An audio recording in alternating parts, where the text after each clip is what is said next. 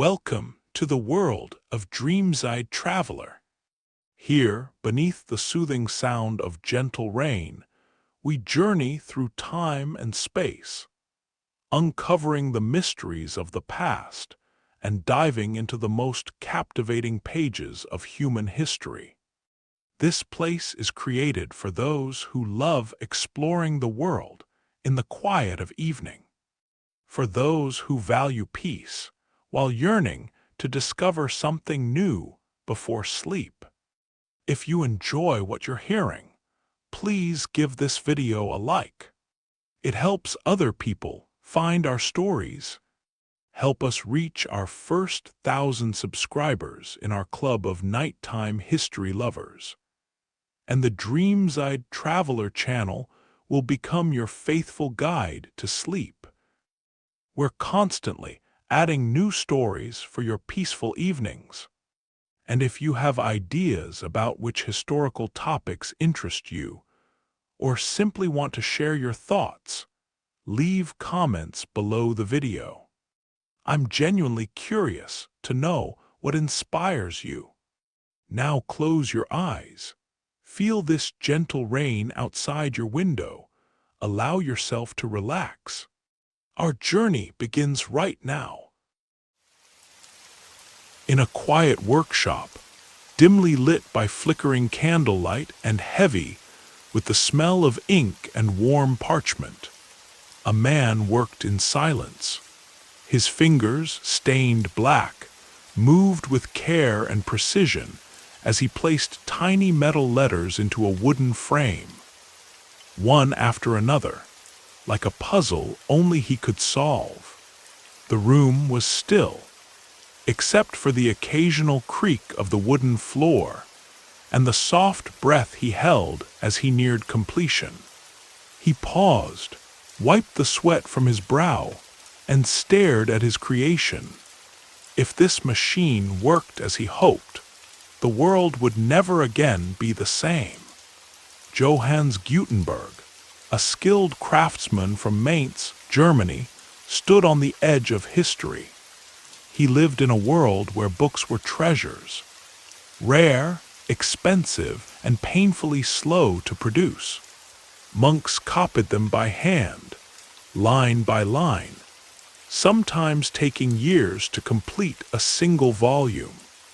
Knowledge was locked behind monastery walls and reserved for the wealthy and powerful. Johannes dreamed of something more, something bigger. A world where words could move faster than any horse or messenger, where ideas could leap across borders and stir minds. His inspiration didn't come from the heavens, but from the vineyards. Gutenberg had watched wine presses at work and imagined, what if that same pressing motion could be used to press inked letters onto paper? He began to build. He experimented with metals for type, oils for ink, papers that could hold it, and machines that could handle the pressure. It was a long, uncertain road. He faced debt, lawsuits, and even betrayal. But Johannes did not give up. By the early 1440s, he had created something extraordinary: movable metal type. Tiny individual letters, reusable and rearrangeable, could now print pages swiftly and accurately. With this, he built the first true printing press, and his first great test, the Bible. It was not just any Bible. It would become known as the Gutenberg Bible, a towering project, both in size and ambition. As the first sheet emerged from the press, ink fresh and letters sharp, Gutenberg knew something had changed. This book was not written, it was printed. Not one copy, but dozens. Not for the few, but for the many. Word of the invention raced across Europe like a spark in dry grass. Within decades, printing presses appeared in Italy, France, Spain, England. Books that had once been handwritten and hoarded were now multiplying. Knowledge spilled out of libraries and monasteries into streets and homes. Scholars, scientists, and revolutionaries got their hands on texts they had never dreamed of seeing. The Renaissance, that explosion of art and reason, was fueled by this machine. The Reformation, where Martin Luther's ideas spread like wildfire, would have been impossible without it. Scientific revolutions followed, led by thinkers like Copernicus, Galileo, and Newton, each one sharing their discoveries faster than ever before. Politics changed. Philosophy expanded. The world opened. Gutenberg did not become rich or famous in his lifetime. In fact, he died with little recognition. But his machine became one of the most powerful tools ever built. It didn't conquer with armies. It conquered with ideas. Today, in a world of screens and satellites, where books and thoughts travel faster than light, it's easy to forget the quiet force that started it all. But behind every text message, article, or printed page lies the spirit of Gutenberg's press, the belief that words can change everything. One man, one machine, one idea, and the world turned its first printed page.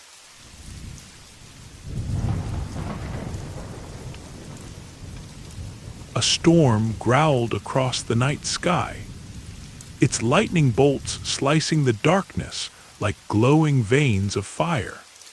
In a quiet countryside study, lit only by the trembling flame of a candle, a man sat still, watching. His thoughts raced with the storm. He had seen how the heavens sparked with light, how the ground shivered beneath thunder's roar. He wondered, what if that power could be caught like a bird in the hand? What if it could be understood, directed, and used? That idea would one day electrify the world. The discovery of electricity wasn't a sudden spark from a single mind, but rather a slow burn, centuries of observation, curiosity, and relentless pursuit. As far back as 600 years before the birth of Christ, ancient Greek thinkers noticed that when amber was rubbed with fur, it could attract light objects like feathers. That strange behavior, what we now call static electricity, was one of humanity's earliest brushes with the invisible force. Centuries passed before real scientific attention returned to this strange energy. During the Renaissance, English physician William Gilbert studied the behavior of magnetic and electric forces, and he was the one who coined the term electricus, meaning like amber. But even then, electricity was little more than a scientific party trick, something to amuse and puzzle, not yet a power to shape the world. It wasn't until the 1700s that things began to change. In the year 1752, a curious and bold man named Benjamin Franklin set out to prove that lightning was a form of electricity. He flew a kite in a thunderstorm with a metal key tied to the string. As the lightning danced above, sparks leapt from the key to his hand. It was risky, dangerous, and perhaps not exactly how the story has been told. But Franklin's experiment lit a fire in the minds of scientists. If lightning and static shocks were the same, then electricity was a natural force. It could be studied. It could be used. Franklin helped define terms like positive and negative charges. He also designed the lightning rod, a device that still protects buildings today by safely channeling lightning into the ground. But even with these breakthroughs, there was no way to create a steady flow of electricity, only quick jolts. That changed in the year 1800. An Italian physicist named Alessandro Volta stacked disks of zinc and copper, separated by cloth soaked in salty water. With this simple device, the voltaic pile, he created the first battery. For the first time, a continuous electric current flowed, like a river instead of a drop. This new ability to power devices for more than a moment was monumental. In his honor, we measure electric potential in volts.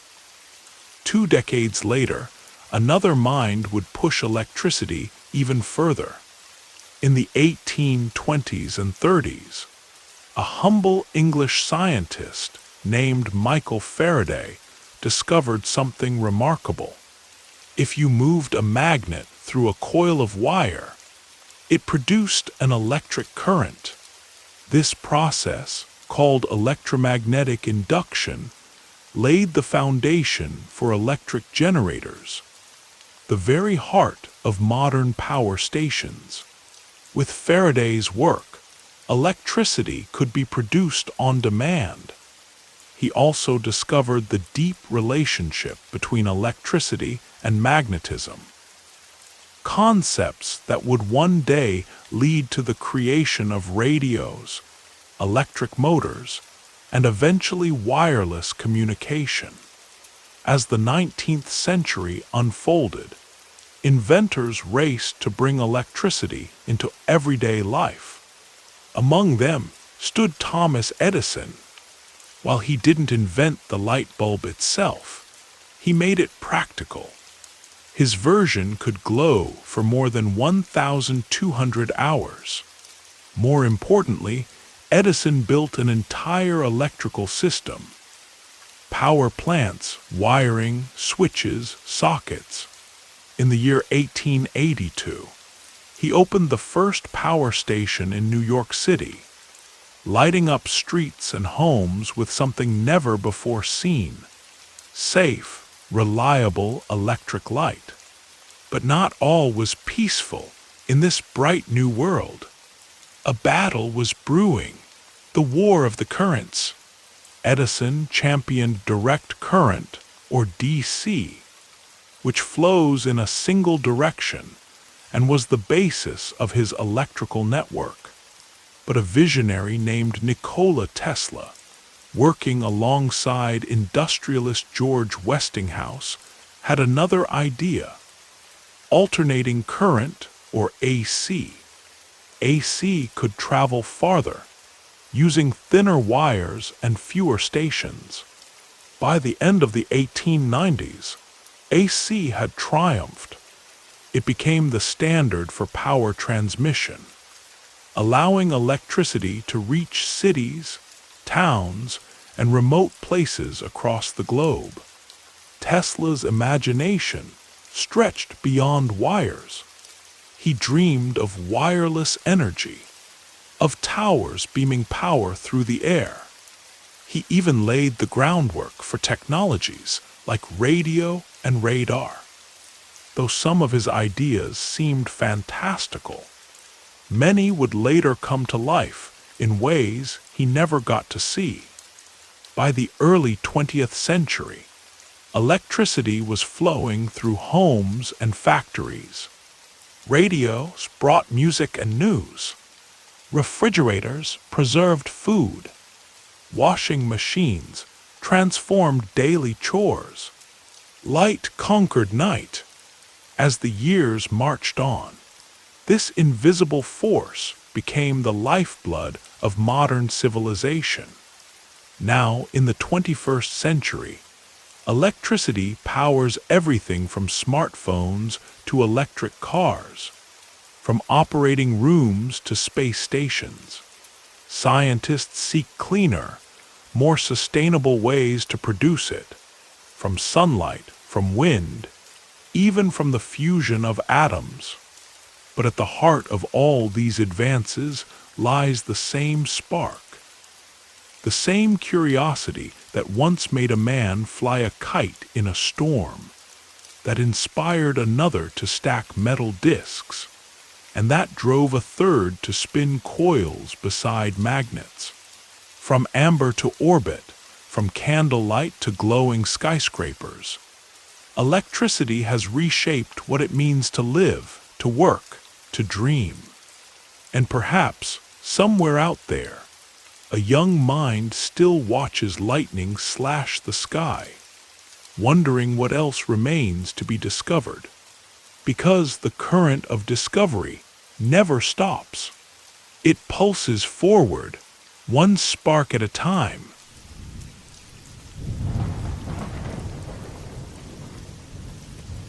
The air shimmered with heat as a young apprentice wiped the sweat from his forehead, watching the kettle boil over the forge. He noticed how the lid rattled, lifted by an invisible force. What if this unseen power could be controlled and used to move machines? Little did he know that this simple moment would eventually change the world. The story of the steam engine is not the tale of just one inventor, but a long journey spanning many centuries. The first hints of steam power were seen in the 1st century after Christ, when Hero of Alexandria, a Greek engineer, built a basic steam device called an aeroplane. However, it wasn't until the 17th and 18th centuries that inventors began creating steam engines that could really work. Many minds contributed to this revolution, but here we focus on 4 great pioneers: Thomas Newcomen, James Watt, Richard Trevithick, and George Stephenson. By the early 1700s, England was changing rapidly. Coal mines stretched deep underground, but were constantly flooded. Miners had to remove water by hand or use slow, weak pumps. This problem called for a new solution. Enter Thomas Newcomen, an English engineer who, in 1712, built the first practical steam-powered engine.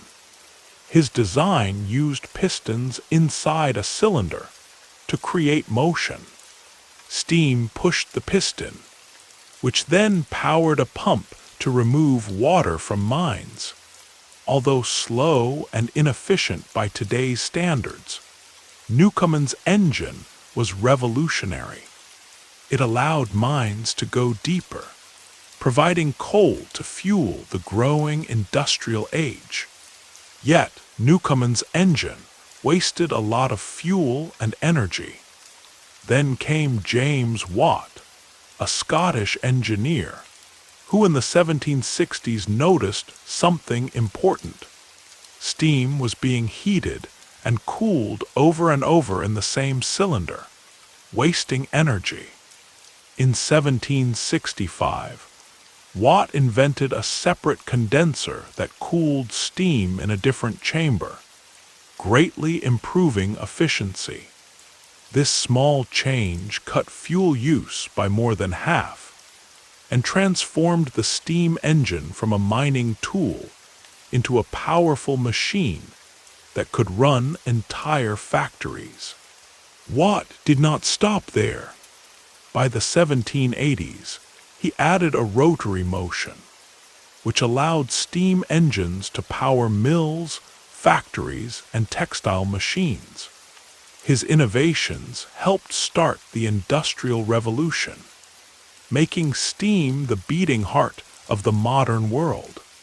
While Watt's engine was changing factories, Richard Trevithick, a Cornish engineer, dreamed bigger. He believed steam could do more than power stationary machines. It could move vehicles.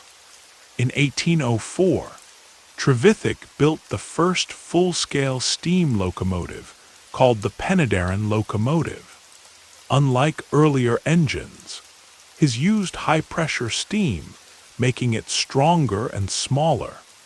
His locomotive pulled a train on rails in South Wales, marking the birth of railway transport. Although Trevithick's designs were ahead of their time, and technical problems limited their success during his life, his work laid the foundation for future railway pioneers. By the early 1800s, steam was no longer just for factories. Engineers improved Trevithick's ideas, starting the golden age of rail travel. One of the greatest was George Stephenson, an English engineer who built the first successful commercial steam locomotive in 1825. He created the Stockton and Darlington Railway, the world's first railway to carry passengers and goods by steam power. His greatest success came in 1829 with the famous rocket locomotive, the fastest and most advanced of its day. Stephenson's work launched the railroad age. Trains connected cities, moving goods faster than ever. What used to take weeks by horse-drawn carriage could now happen in days. This change boosted trade, migration, and economic growth. The steam engine did much more than move trains or pump water.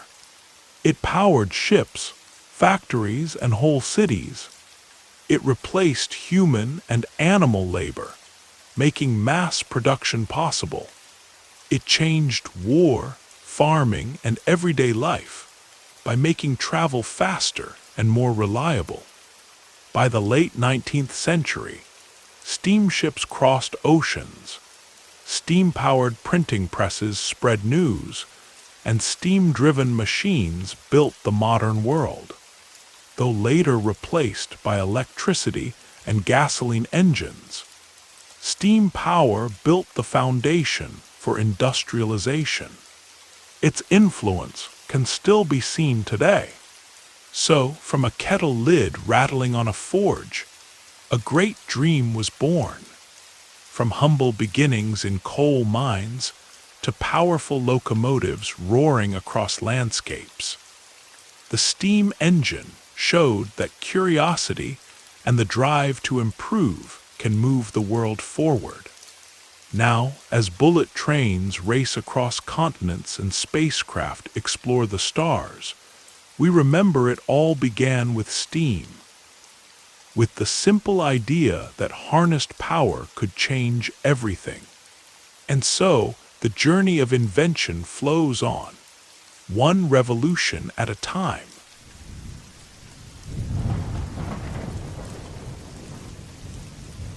In a quiet workshop filled with the scent of oil and the metallic clang of tools, a man bent over a curious machine, his fingers darkened by soot and determination. He dreamed of creating a device that could power itself without relying on steam or rails, a machine that could change the world forever. This was the beginning of the journey toward the internal combustion engine, a journey marked by many inventors striving for the same goal across decades. The idea of using fuel to create power dates back to the 17th century. But it was only in the 19th century that practical internal combustion engines began to take shape. While numerous inventors contributed to this revolution, 4 pioneers stand out: Etienne Lenoir, Nikolaus Otto, Karl Benz, and Rudolf Diesel. The first step was taken in 1860 when Etienne Lenoir, a French-Belgian engineer, built the first commercially successful internal combustion engine. Unlike the bulky steam engines of the era, Lenoir's engine ran on coal gas ignited by an electric spark. It was crude and inefficient, consuming fuel quickly, yet it proved an important point. An engine could run independently of steam. Lenoir even attached his engine to a three-wheeled carriage, creating one of the world's earliest motorized vehicles. Though slow and impractical, this invention laid the groundwork for something much greater. However, Lenoir's design was far from perfect. Its heavy fuel consumption and inefficiency limited its usefulness. Enter Nikolaus Otto, a German engineer who, in 1876, invented the four-stroke internal combustion engine, later called the Otto cycle engine. Otto's design was revolutionary. It used four distinct strokes: intake, compression, power, and exhaust, to burn fuel more efficiently and produce more power.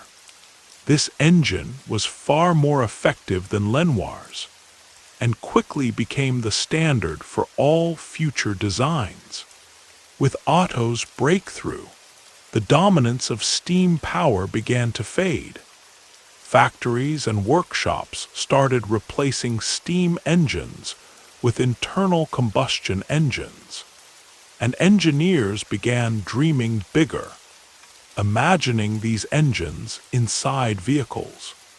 While Otto's engine marked a major advance, it was Carl Benz, another German inventor, who took the next giant leap. In 1885, Benz built the first practical automobile powered by an internal combustion engine, the Benz patent motorwagen. This three-wheeled vehicle had a single-cylinder gasoline engine and could travel at an impressive speed of about 10 miles per hour, or 16 kilometers per hour. At first, Benz's creation seemed like a curiosity, but the moment that truly captured public imagination was when his wife, Bertha Benz, took the car on a 106-kilometer journey in 1888, proving its reliability and sparking interest across the world. This journey marked the dawn of the automobile age. Soon after, Gottlieb Daimler and Wilhelm Maybach developed the first high-speed gasoline engine, laying the foundation for the Mercedes-Benz brand and the modern car industry. As cars became more popular, inventors searched for even better fuel options. Rudolf Diesel, a German engineer, answered that call in 1897 by creating the diesel engine. Unlike Otto's gasoline engine, Diesel's design used compression ignition. The fuel ignited by the heat of compressed air rather than by a spark.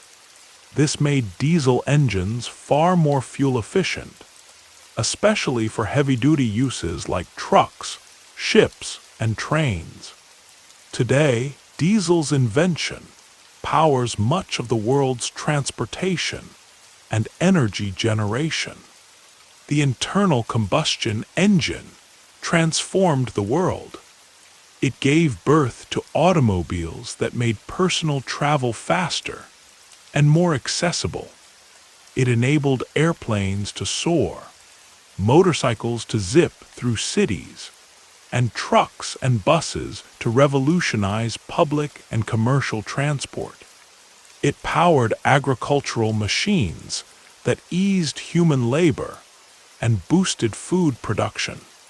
By the 20th century, gasoline-powered cars ruled the roads, cities expanded, and entire industries grew around this powerful technology. Highways, gas stations, and repair shops all sprang up, reshaping modern life. Now, as we move through the 21st century, electric vehicles and renewable energy challenge the reign of the combustion engine. Still, the legacy of Lenoir, Otto, Benz, and Diesel remains strong. Their innovations brought the world closer together, faster and more connected than ever before. From the first sputtering engine in a small workshop to roaring sports cars and jet-fueled aircraft, the internal combustion engine has driven modern civilization forward. And somewhere, perhaps in a quiet garage, a young dreamer is still tinkering with an engine, wondering what the next great breakthrough in transportation will be. So the road of innovation stretches on, one spark at a time.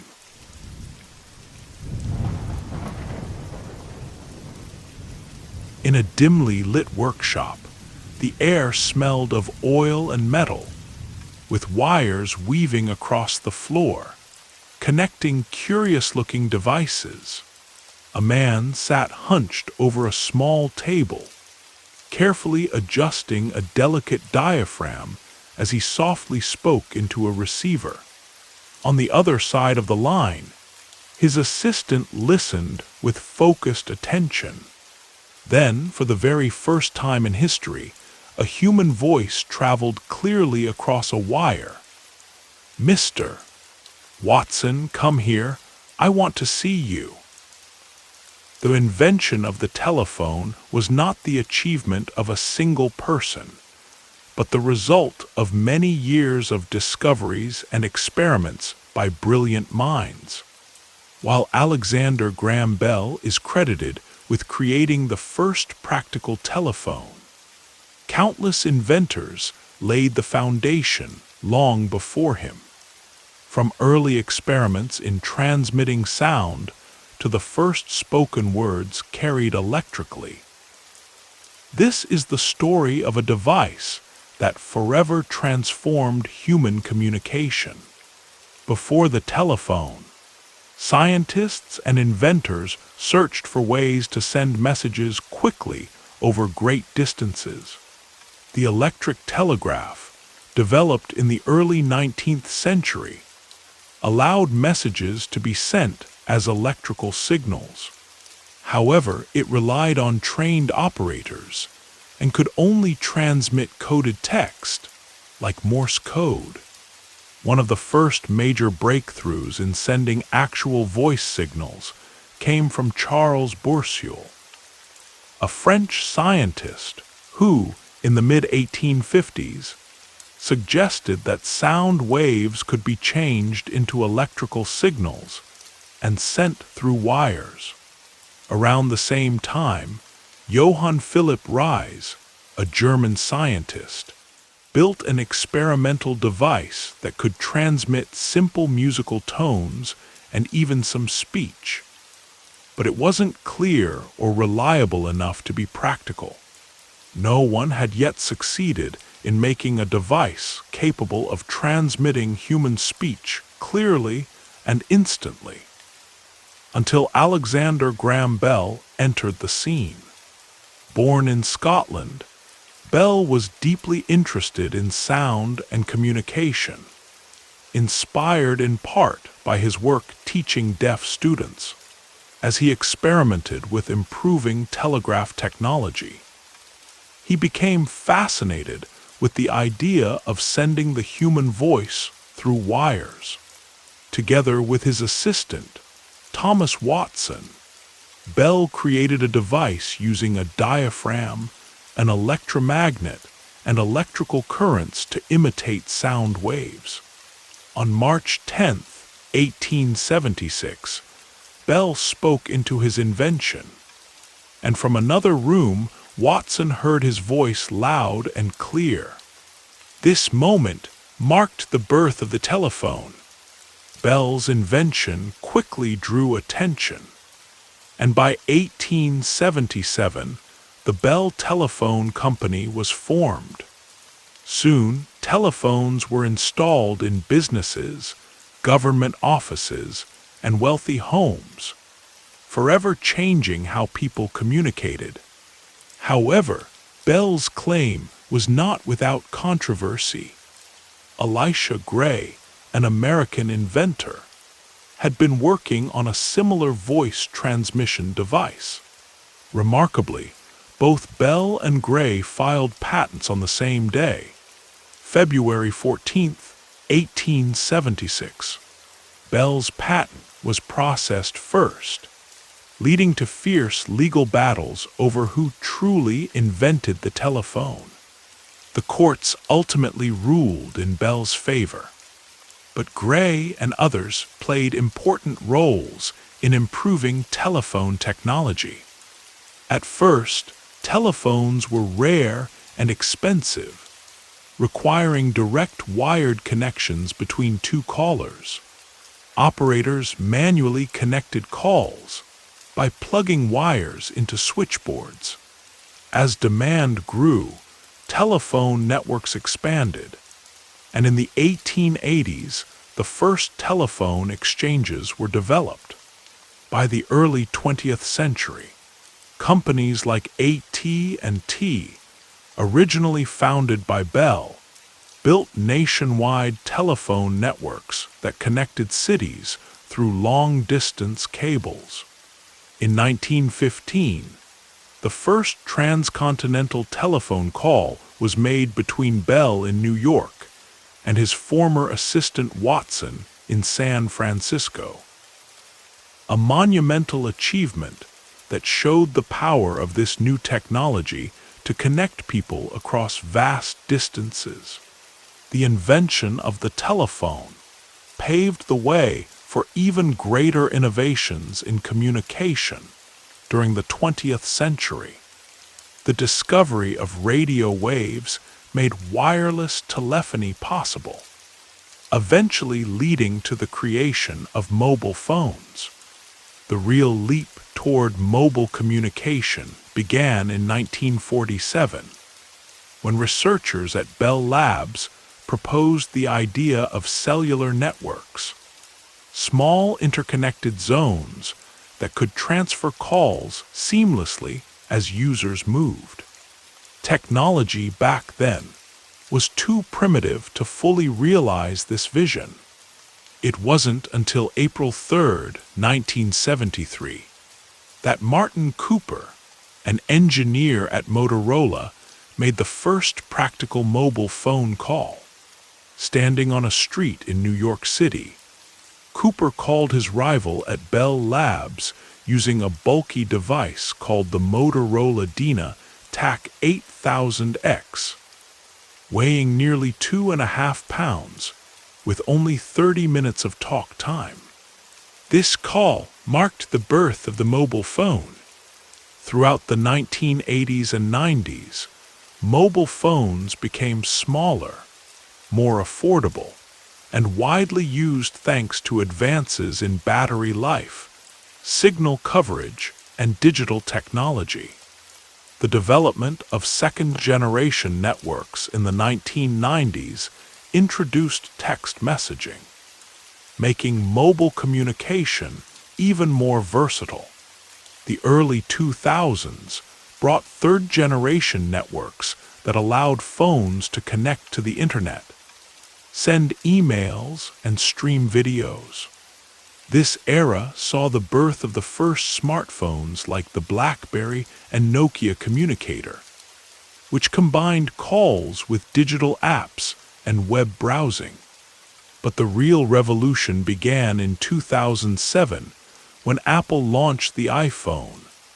With its touchscreen, powerful computing, and a rich app ecosystem, the iPhone turned mobile phones into portable computers, entertainment centers, and navigation tools. By the 2010s, fourth-generation networks enabled fast internet on mobile devices. making video calls, online gaming, and social media smooth and easy. Today, fifth generation, or 5G, technology pushes the boundaries further, offering nearly instant data transfer, supporting smart cities and interconnected devices.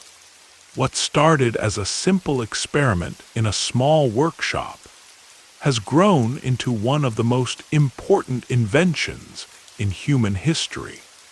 From Bell's first words to Watson, to the vast global communication networks of today, the telephone has brought people closer, helped businesses grow, and changed how we share ideas and emotions.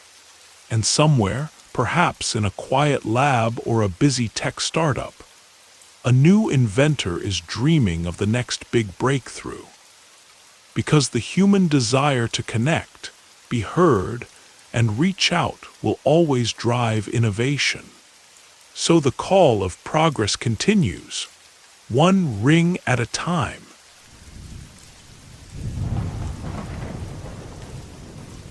In a dimly lit laboratory, surrounded by a maze of tangled wires and mysterious coils humming softly with electricity, a man carefully tapped a key on an unusual device.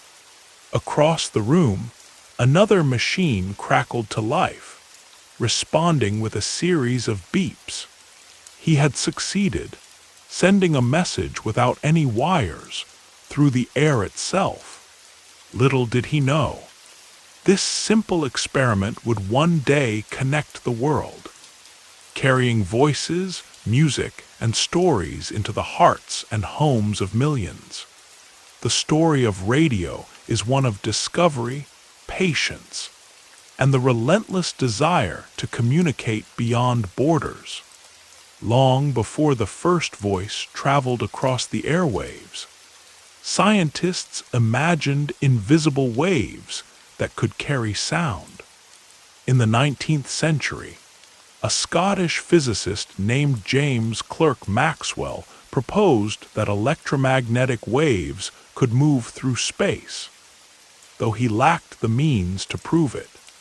Decades later, a German scientist named Heinrich Hertz produced and detected these waves for the first time, unknowingly laying the groundwork for one of history's greatest inventions. The real breakthrough came in 1895, when an Italian inventor named Guglielmo Marconi set up a device in his garden, determined to send signals farther than anyone had before. With every test, his messages traveled a bit farther, until in 1901 he achieved the impossible, transmitting the first radio signal across the vast Atlantic Ocean. The invisible waves Marconi had harnessed defied distance and changed communication forever. Not long after, a Canadian engineer named Reginald Fessenden took things a step further. On a cold December evening in 1906, sailors at sea heard something extraordinary. Instead of the usual beeps of Morse code, a human voice came through their radios. Fessenden was broadcasting live, playing his violin and reading a passage from the Bible. This marked the very first radio broadcast, a moment of wonder that signaled the dawn of a new era. As the 20th century progressed, radio became a powerful force. In 1920, a station called KDKA in Pittsburgh aired the first public broadcast, announcing the results of the United States presidential election. Soon, families around the world gathered by their radios to listen to news, music, and dramas, their imaginations painting pictures inspired by voices alone. During World War II, radio became a weapon of information. It delivered urgent news, inspiring speeches, and secret-coded messages that could change the course of battles. Then came the golden age of radio, when storytellers, comedians, and musicians filled the airwaves with life.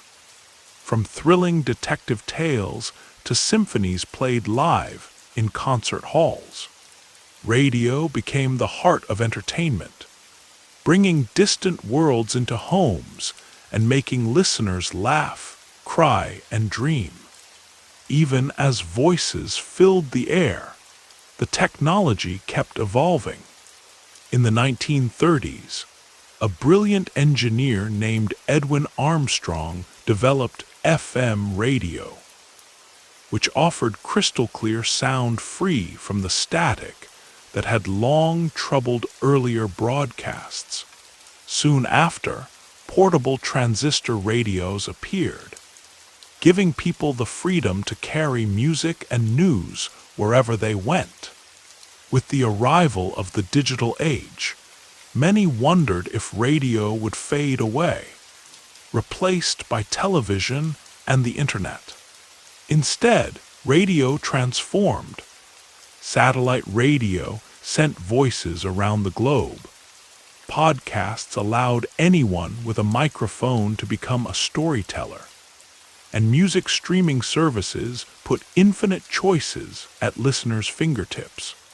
The essence of radio remains unchanged. A voice traveling through invisible waves, connecting people across time and space.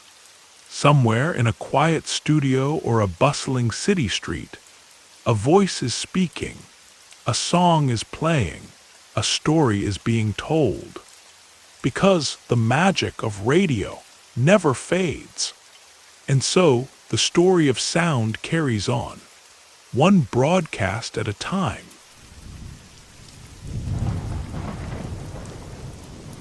In a small, cluttered workshop filled with curious gadgets and glowing tubes, a young inventor carefully adjusted a strange device that emitted a faint, flickering light. He turned a dial and held his breath. Suddenly, on a tiny screen, blurry images began to move, ghostly and unclear, yet unmistakably alive. This moment marked the beginning of something extraordinary, the birth of television. The story of television is one of relentless curiosity, brilliant innovation, and a deep desire to bring moving images into our lives. From those early blurry experiments to the high-definition screens we watch today, television has completely changed entertainment, communication, and how we see the world. Long before television was a reality, inventors dreamed of sending pictures across distances. In 1884, a German inventor named Paul Nipkow created the first mechanical scanning system, called the Nipkow disk. This clever device broke images into tiny points of light that could be sent and reassembled elsewhere. In the early 1900s, scientists tried to send pictures using radio waves, but the technology wasn't quite ready. The real breakthrough came from a young American inventor named Philo Farnsworth. Growing up on a farm in Idaho, Farnsworth spent his teenage years sketching ideas for electronic image transmission. In 1927, at just 21 years old, he successfully sent the first electronic television image, a simple, moving line. Meanwhile, across the ocean in Scotland, John Logie Baird was working on his own method using mechanical spinning discs. In 1928, Baird achieved a milestone by broadcasting the first moving image of a human face. Though mechanical television was a remarkable step forward, It was Farnsworth's electronic television that would shape the future of the medium.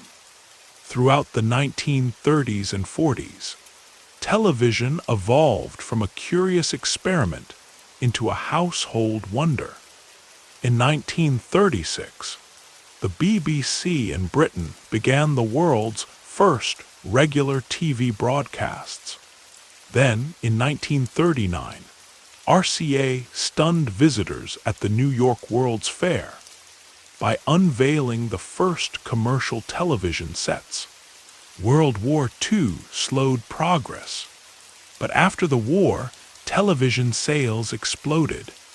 By the 1950s, television had become the heart of the home. Families gathered around black and white screens to watch news, comedy, and variety shows, sharing moments of laughter and drama. In 1953, the first color broadcasts made television even more magical. As technology advanced, television reshaped the world. Live broadcasts in the 1960s brought historic events like the Apollo 11 moon landing in 1969 directly into people's homes. During the 70s and 80s, color television became the standard, and global networks connected audiences worldwide. The 1990s saw cable and satellite TV expand choices, offering hundreds of channels. The 21st century revolutionized television further with flat-screen TVs, high-definition picture quality, and streaming services that allowed viewers to watch anything, anytime. Today, smart TVs connect to the internet, making television interactive, and emerging technologies like virtual and augmented reality promise to change how we experience TV even more. From flickering shadows on tiny screens to dazzling high-definition displays, television has captured the imagination of millions. It has brought us joy, tears, and unforgettable memories, connecting people like never before. Somewhere now, in a quiet studio or busy tech lab, the next great innovation in television is being created, because the power of moving images will never fade. And so, the story of television continues, one frame at a time.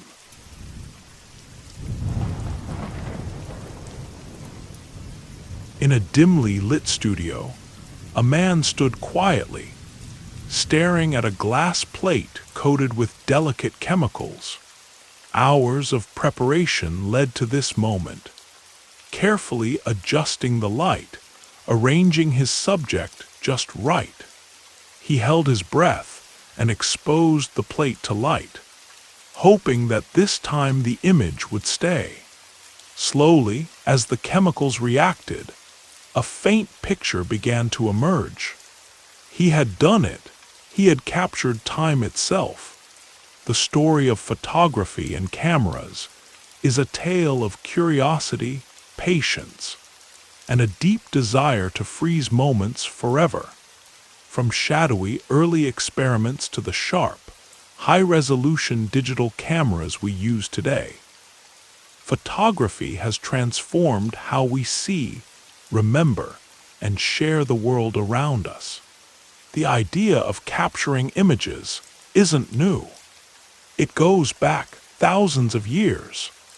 As early as the 5th century before Christ, Chinese philosophers described the camera obscura, a simple box with a tiny hole that projected an upside-down image onto a surface inside.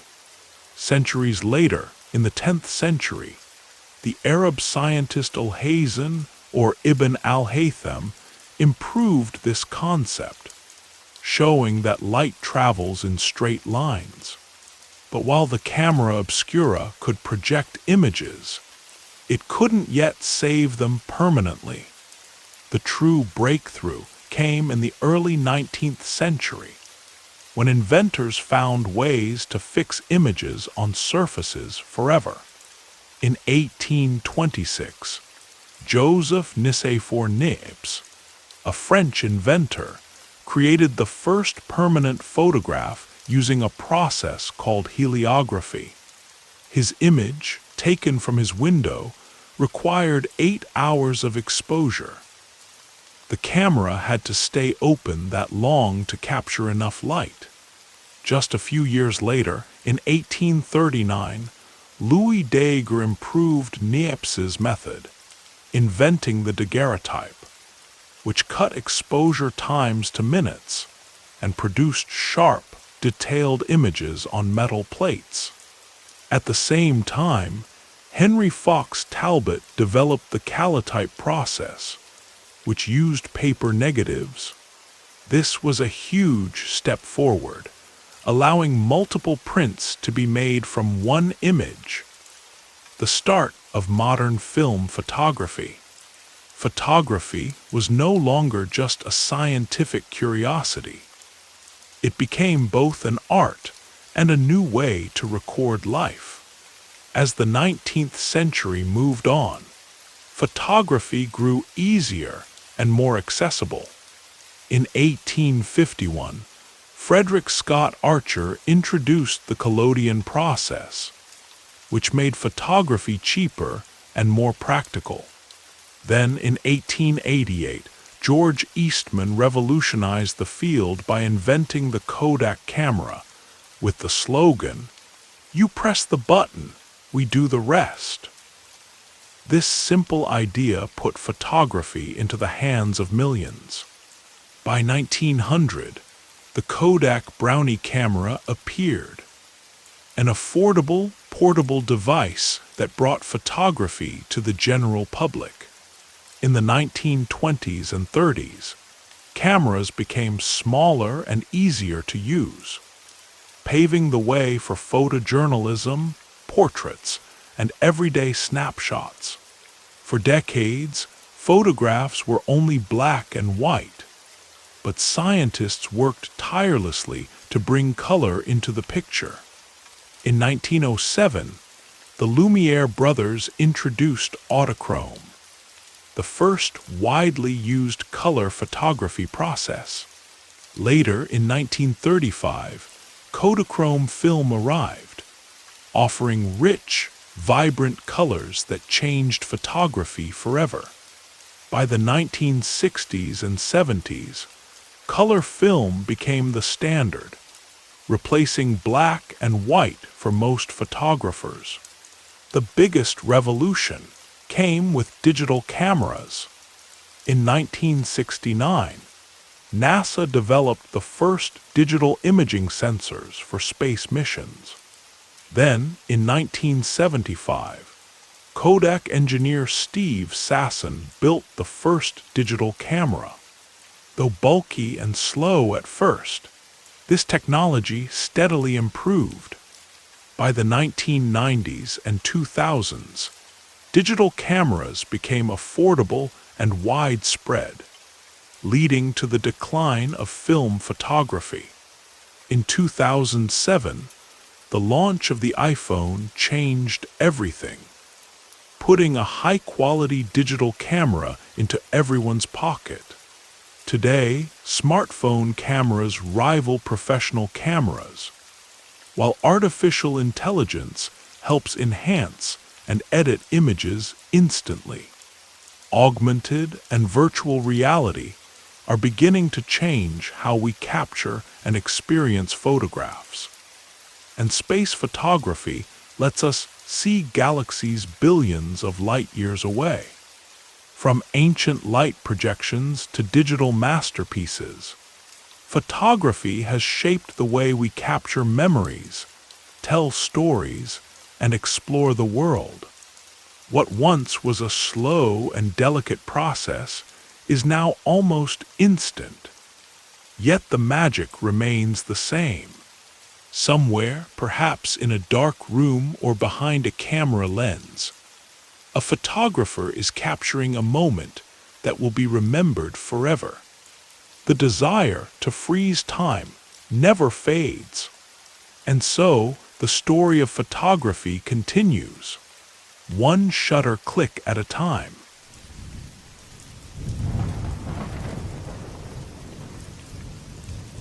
In a quiet village long ago, a young healer watched with heavy heart as yet another family was struck down by a ruthless disease. The illness came suddenly, leaving behind scars, fever, and sorrow. But the healer had heard whispers of an unusual method, one that could protect people before sickness took hold. It was a daring idea, one that would change history and save countless lives. The story of vaccination is one of bravery, science, and unwavering determination. From ancient rituals to modern medical breakthroughs, the journey to stop disease stands as one of humanity's greatest triumphs. The path was long and often met with doubt, but thanks to the visionaries who dared to battle nature's deadliest foes, vaccines have become a shield protecting billions around the world. Long before the days of hospitals and laboratories, civilizations searched for ways to defend against smallpox, one of history's most deadly scourges.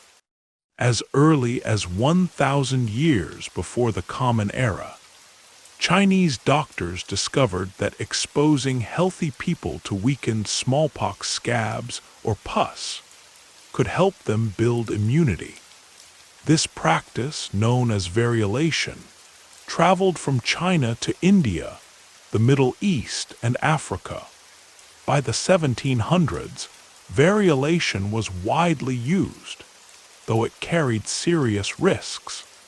In 1721, Lady Mary Wortley Montagu, an English noblewoman, brought knowledge of variolation to Britain after witnessing the practice in the Ottoman Empire.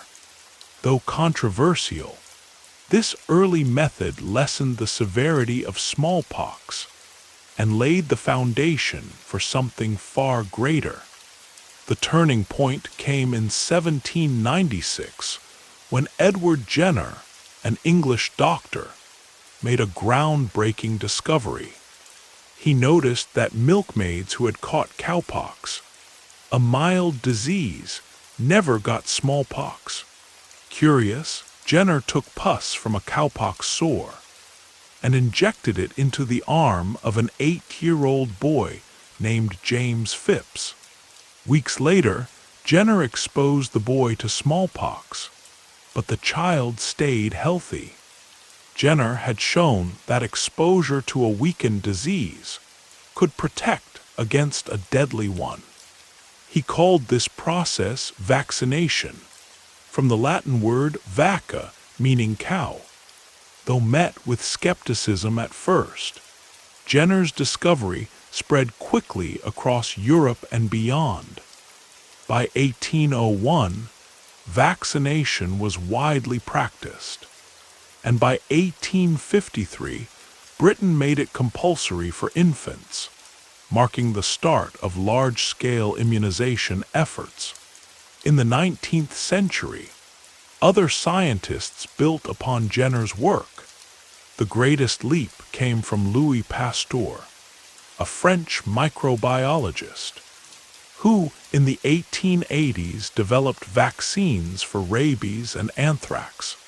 Pasteur introduced the idea of using weakened or killed germs, so the immune system could learn to fight without causing serious illness.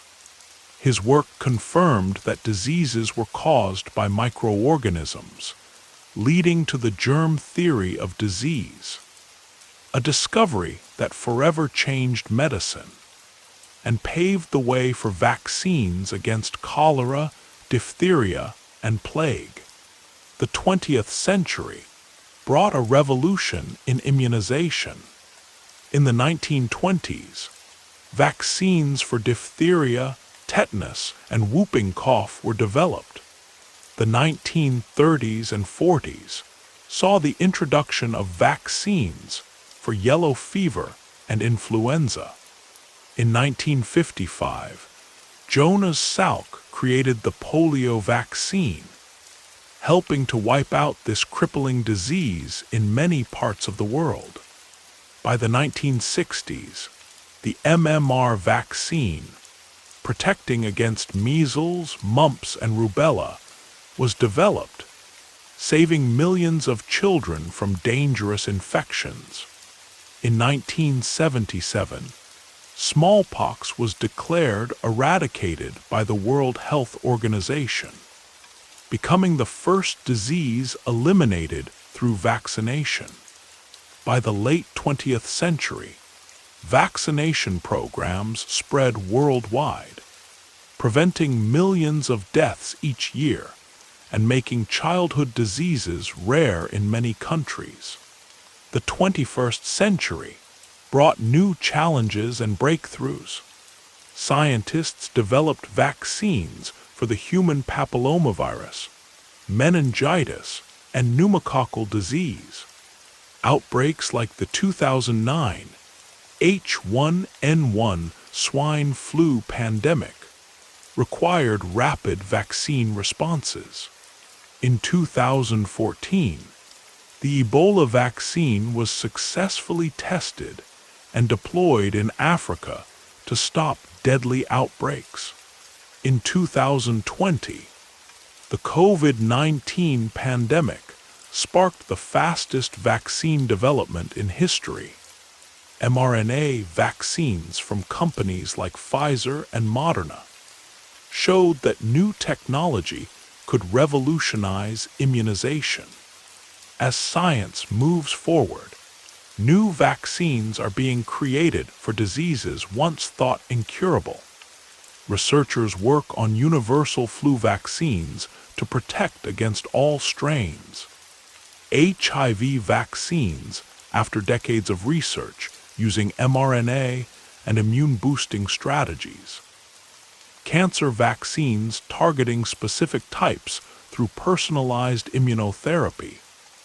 And malaria and tuberculosis vaccines, aimed at saving lives in developing countries. The future of vaccination is about more than just preventing illness.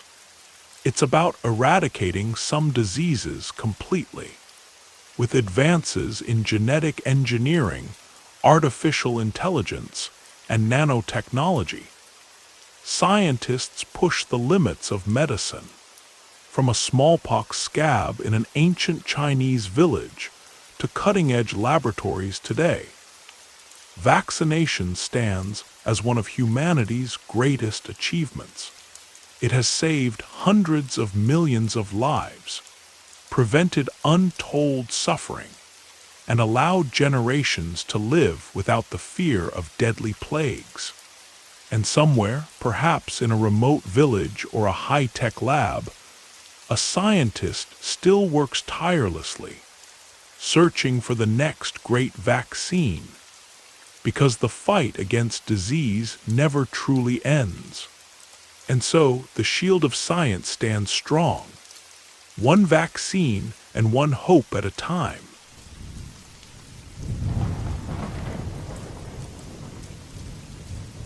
In a quiet laboratory, a scientist returned from his holiday to find something unexpected growing in one of his petri dishes.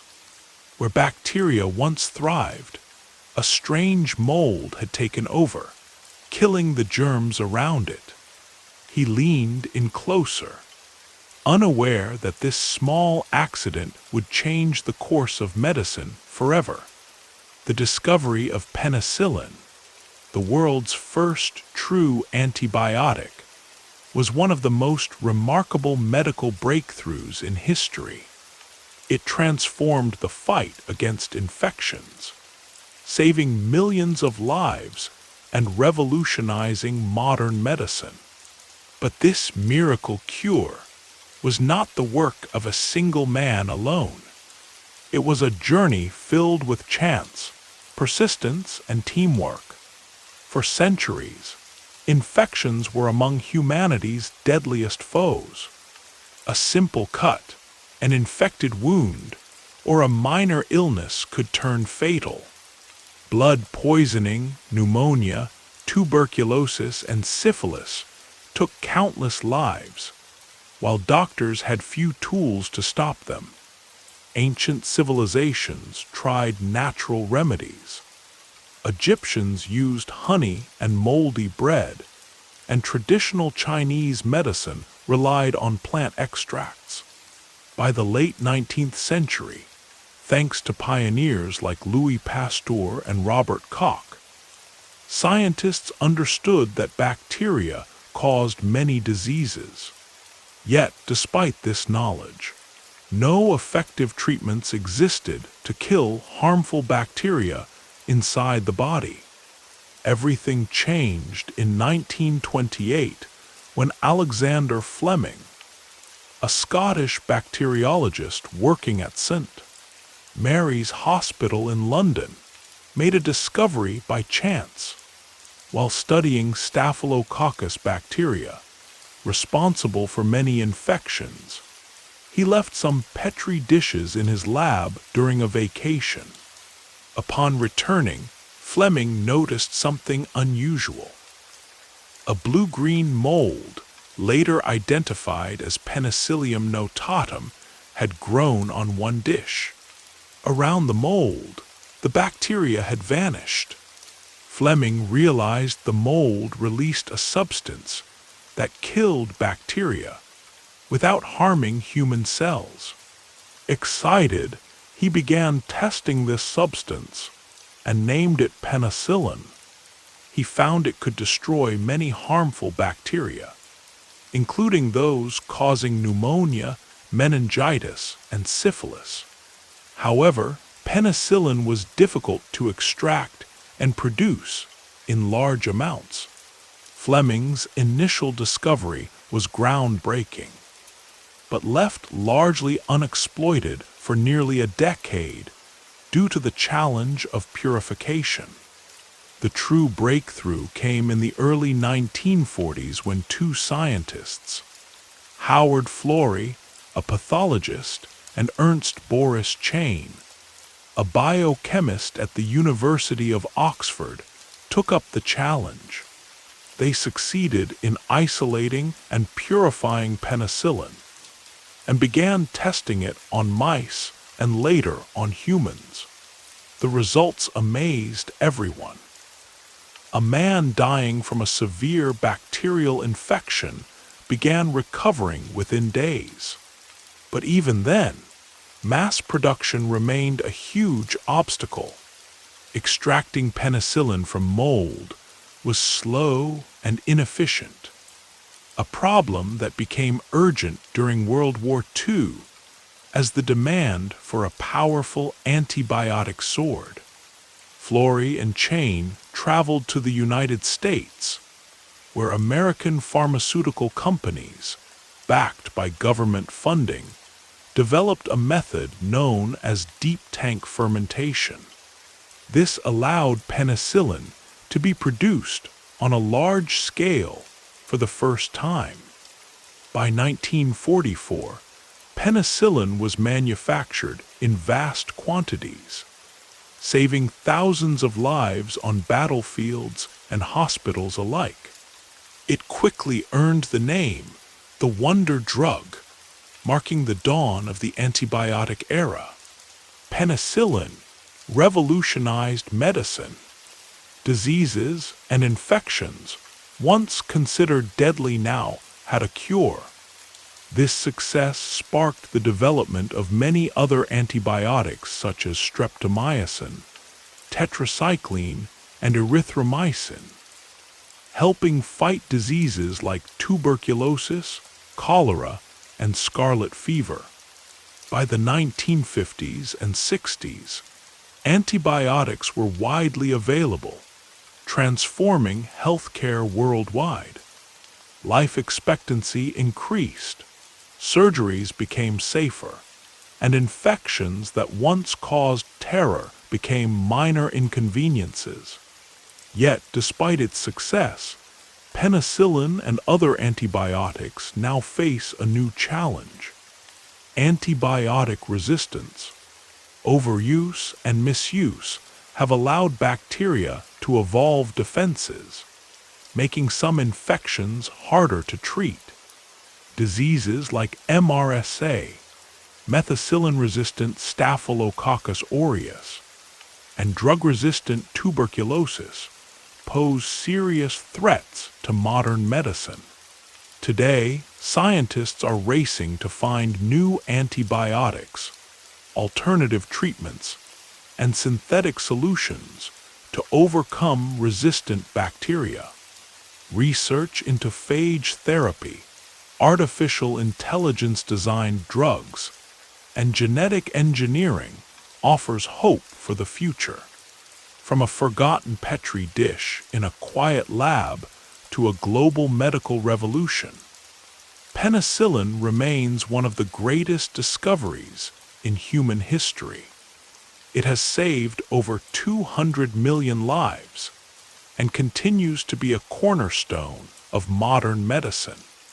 But somewhere, perhaps in another laboratory filled with microscopes and test tubes, a scientist is still searching for the next great breakthrough.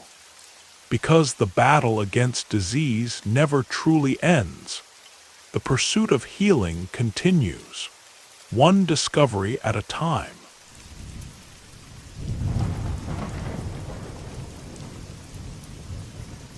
In a quiet workshop, a young engineer sat examining a tiny sliver of silicon, no bigger than a fingernail.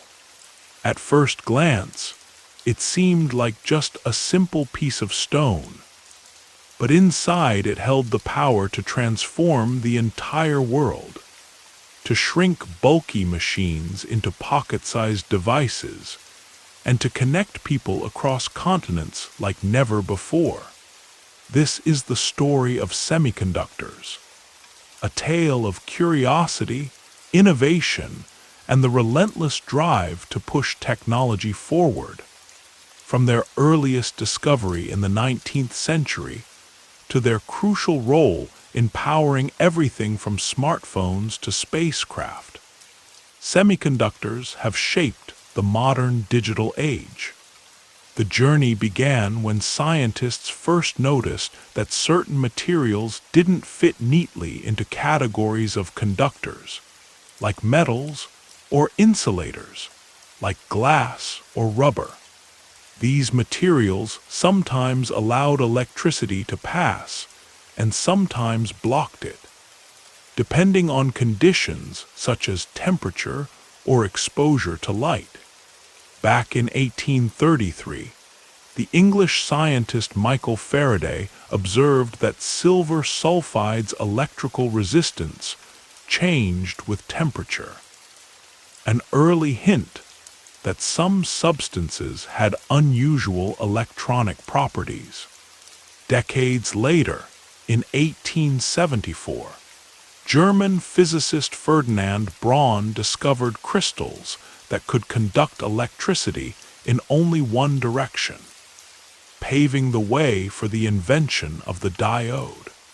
By 1906, Lee de Forest had developed the triode vacuum tube, which could amplify electrical signals and became essential for early radios and telephones.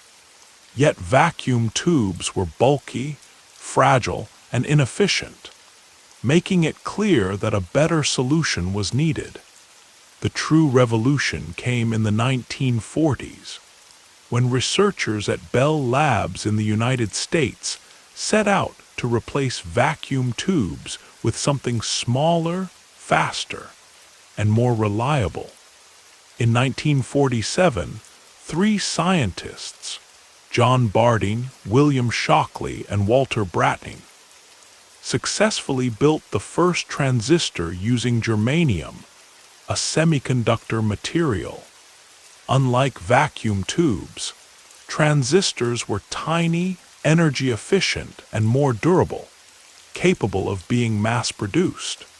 This breakthrough changed everything. By the 1950s, transistors replaced vacuum tubes in radios and early computers, marking the dawn of the semiconductor era. Although germanium was useful, scientists soon discovered that silicon, an abundant element found in sand, was an even better material. Silicon was more stable, could withstand higher temperatures, and was easier to process. Then, in 1958, Jack Kilby at Texas Instruments and Robert Noyce at Fairchild Semiconductor independently developed the integrated circuit. A single piece of silicon containing multiple transistors. This allowed entire circuits to be miniaturized on one tiny chip. During the 1960s and 70s, microchips powered the first electronic calculators, digital watches, and early computers. Companies like Intel, IBM, and Texas Instruments pushed the limits of what was possible, making computers smaller, cheaper, and more powerful. The invention of the microprocessor in 1971, pioneered by Intel's 404 chip, meant that entire computers could now fit on a single chip. In the 1980s and 90s, personal computers began entering homes worldwide, powered by these microchips. The new millennium brought the rise of smartphones, gaming consoles, and digital cameras, all dependent on semiconductors. Today, artificial intelligence, autonomous vehicles, and cloud computing rely on ever more advanced semiconductor technologies. In 1965, Gordon Moore, co-founder of Intel, made a bold prediction. The number of transistors on a chip would double approximately every 2 years, while costs would fall. Known as Moore's Law, this prediction held true for decades, fueling the exponential growth of computing power. Modern microchips now contain billions of transistors, and semiconductors continue to shrink in size while becoming faster and more energy efficient. Companies like TSMC, Samsung, and Intel produce chips smaller than 5 nanometers, enabling cutting-edge technologies like artificial intelligence, quantum computing, and space exploration. Looking ahead, semiconductors are evolving beyond silicon. New materials like graphene and carbon nanotubes promise ultra-fast, flexible, and highly efficient electronics. Quantum computing chips, which use principles of quantum mechanics, could perform calculations exponentially faster than today's computers. Neuromorphic chips, designed to mimic the human brain, are advancing artificial intelligence. Flexible electronics are making foldable phones and wearable devices possible. From early experiments with crystal conductors to the powerful chips inside today's supercomputers, semiconductors have revolutionized the world. They power everything from smartphones to Mars rovers, medical devices to self-driving cars.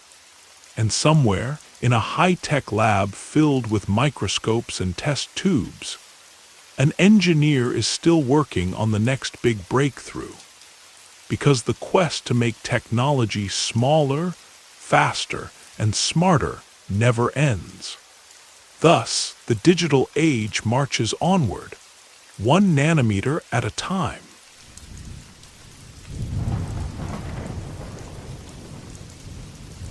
In a dimly lit garage, a young engineer sat bent over a cluttered workbench, wires tangled around a crude circuit board. He pressed a few keys on a rudimentary keyboard, and suddenly the screen flickered to life. The machine responded, processing his commands as if by magic. This was no mere box of circuits. It was a window into the future. The story of personal computers is a tale of vision, creativity, and an unyielding drive to make technology accessible to everyone. From giant machines filling entire rooms to powerful devices tucked in our pockets, personal computers have reshaped the modern world in ways that once seemed impossible. The idea of a computing machine dates back much further than the modern PC. In the early 19th century, Charles Babbage, an English mathematician, designed the analytical engine, a programmable mechanical computer that, although never completed, laid the groundwork for future computing. Decades later, in the 1930s and 1940s, pioneers like Alan Turing developed theoretical models, while machines such as the electronic numerical integrator and computer, or ENIAC, built in 1945, tackled complex tasks like calculating missile trajectories. These early computers were massive, costly, and mainly served governments and large corporations. Through the 1950s and 1960s, computers like UNIVAC and IBM's System 360 dominated the landscape. They filled entire rooms, demanded teams of specialists to operate, and were far from personal. These machines were reserved for heavy-duty calculations in science, business, and the military. The shift toward personal computing truly ignited in the 1970s with the invention of the microprocessor, a tiny chip that acted as a computer's brain. In 1971, Intel introduced the 404, the first commercially available microprocessor, making computers smaller, cheaper, and more efficient than ever before. Just a few years later, in 1975, the Altair 8800 arrived. Though it had no screen or keyboard, only blinking lights, it sparked the imaginations of hobbyists who built their own machines from kits. At the same time, two visionary pairs emerged: Steve Jobs and Steve Wozniak at Apple, and Bill Gates and Paul Allen at Microsoft. In 1976, Wozniak crafted the Apple I in a garage, a fully assembled computer that users could connect to a monitor.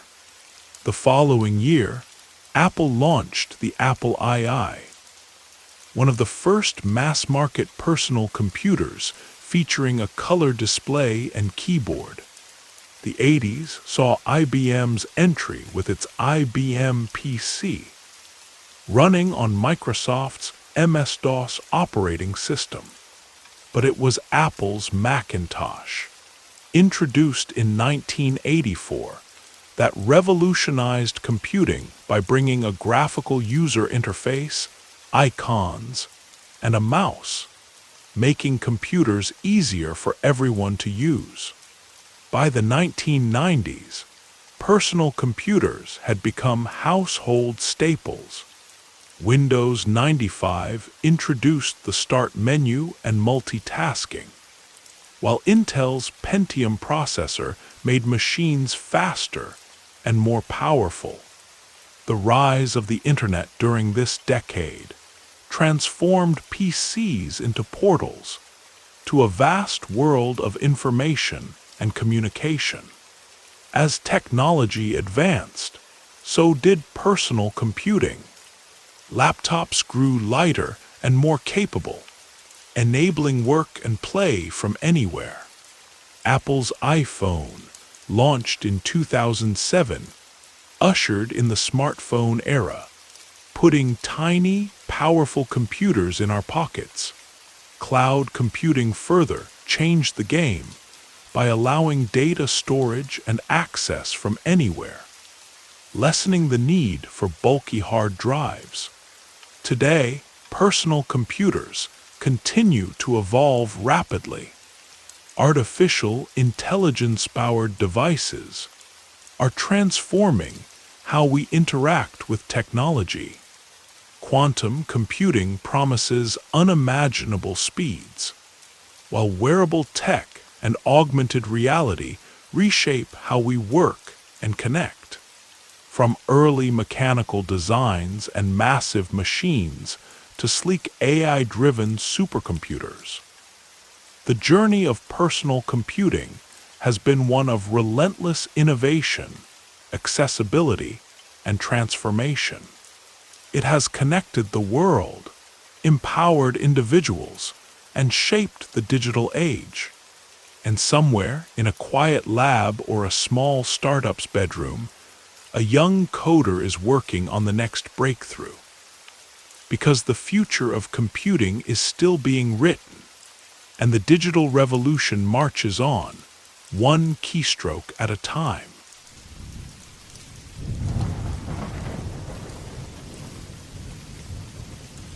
In a small, dimly lit room cluttered with blinking machines and tangled cables, a scientist sent a simple message from one computer to another. It was just a few letters, but those few letters sparked the beginning of something extraordinary. A vast, invisible web that would eventually link the entire world together. The story of the Internet is a tale of innovation, collaboration, and an unending drive to connect people everywhere. From early military experiments to today's social media giants, from the slow beeps of dial-up connections to the blazing speeds of fiber optics. The Internet has changed how we communicate, learn, and live. The roots of the Internet trace back to the 1960s, deep in the Cold War era, when the United States Department of Defense sought a way to build a decentralized communication network, one that could survive attacks and continue working no matter what. In 1969, the first version of this network, called ARPANET, was created. The very first message sent traveled from a computer at UCLA to another at Stanford. It was meant to say login, but the system crashed after just sending the first two letters, L and O. In 1973, two scientists named Vinton Cerf and Bob Kahn developed a communication standard called TCP/IP, Transmission Control Protocol and Internet Protocol. This standard became the foundation for how computers talk to each other across networks, and it still runs the Internet today. In 1983, ARPANET officially adopted TCP/IP, marking the true birth of the Internet as we know it. At first, the Internet was mostly a complex tool for researchers and the military. That changed in 1989 when Tim Berners-Lee, a British scientist, invented the World Wide Web. He created three crucial technologies: HTML, which formats and displays web pages; HTTP, a system to retrieve those pages; and URLs, unique website addresses. Then, in 1993, the first web browser, called Mosaic, made the internet easy to use, opening the gates for the entire world to explore this new digital space. By the mid-1990s, the internet had left the labs and was becoming part of everyday life. Amazon and Yahoo launched in 1994, bringing online shopping and search to the masses. The following year, eBay and Craigslist transformed how people bought and sold goods. In 1998, two students, Larry Page and Sergey Brin, founded Google, revolutionizing how we find information. As computers became smaller and phones smarter, broadband replaced dial-up in the 2000s, making the internet faster and more accessible than ever before. Social media exploded with the launch of Facebook in 2004, while YouTube introduced online video streaming in 2005. The release of the iPhone in 2007 made the internet truly mobile, placing powerful computers in the pockets of millions. The internet continues to evolve at lightning speed. Fifth-generation wireless networks, or 5G, promise ultra-fast connections. Artificial intelligence and machine learning personalize our online experiences, while virtual reality and the metaverse blur the line between digital and real worlds. Space-based internet projects like Starlink aim to connect even the most remote corners of the Earth. From a simple message sent between two computers in a small lab to a global network that shapes nearly every part of our lives, the internet has transformed how we live, learn, and communicate. It has connected billions, sparked new industries, and changed the very fabric of society. Yet somewhere, in a quiet lab or a visionary startup, the next big breakthrough is already being created, because the internet story is far from finished. And so, the digital world keeps expanding, one connection at a time.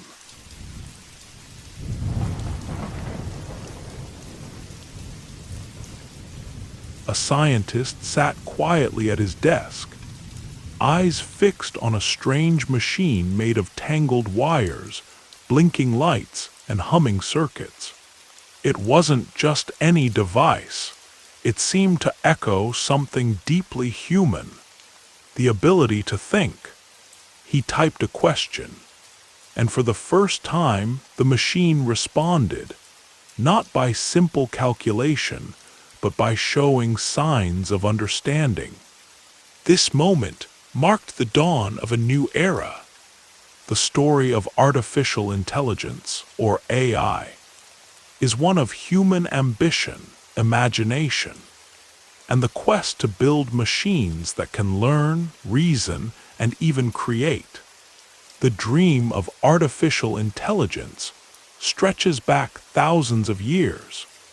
Ancient Greek philosophers like Aristotle imagined reasoning as a set of rules that could be followed mechanically.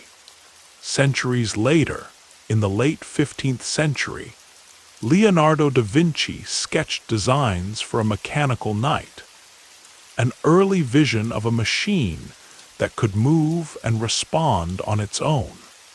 Fast forward to the 19th century, when Ada Lovelace, a brilliant mathematician, suggested that machines could do more than just simple calculations. They might one day generate original ideas. Though these ideas were ahead of their time, they planted seeds for future innovation. In the 20th century, the invention of the computer brought AI from dream to possibility.